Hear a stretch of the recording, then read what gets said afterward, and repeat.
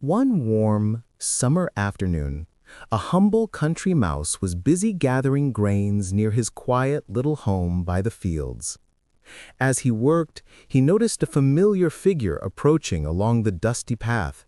It was his cousin, the town mouse, dressed in fine fur and looking very pleased with himself. The country mouse was delighted to see his relative and invited him inside at once. Though the home was small and plainly furnished, it was clean, warm, and safe.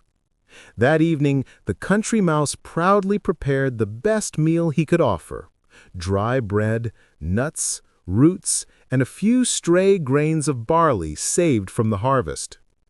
The town mouse sat down and tasted the food, but he wrinkled his nose. "My dear cousin," he sighed, "how can you bear to live in such a lonely place with such plain food? In town, I dine on the finest cheese, cakes, fruits, and meats every single day. You hardly know what comfort is out here." The country mouse felt a little hurt, but he was also curious. He had never seen the town before, and the stories of rich food and grand buildings filled him with wonder. At last he said, "Perhaps you are right. I have always lived here, and I do grow weary of the same meals. I would like to see this town of yours." Early the next morning, the two mice set off together. They traveled across fields, through hedges, along roads, and finally into the busy town. The country mouse had never seen such tall buildings, heard such loud noises, or smelled so many strange scents. Everything felt overwhelming. At night, the town mouse led his cousin into a great house and guided him beneath the dining table. When the room was empty and quiet, they crept up onto the table itself. There, laid out before them, was a feast beyond imagination. Roasted meats, rich cheeses, sweet cakes, buttery bread, fruits shining with juice, and more. The country mouse could hardly believe his eyes. "Oh, I have never seen such food!" he exclaimed.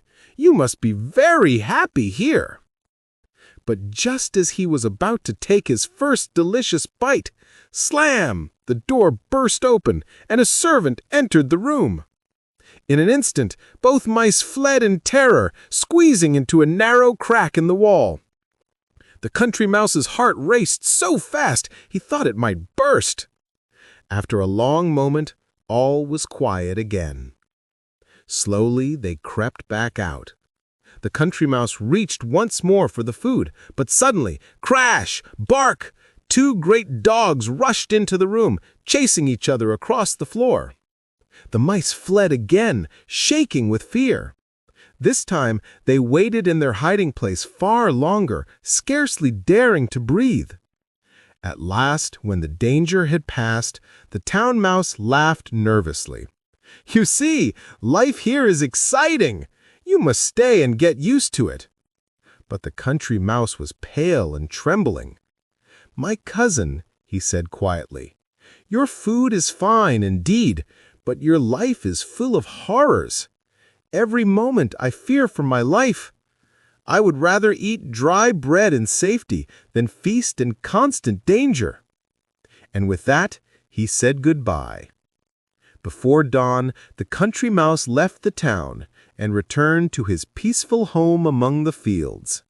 There, in the quiet of the countryside, he ate his simple meal with a thankful heart and slept soundly without fear.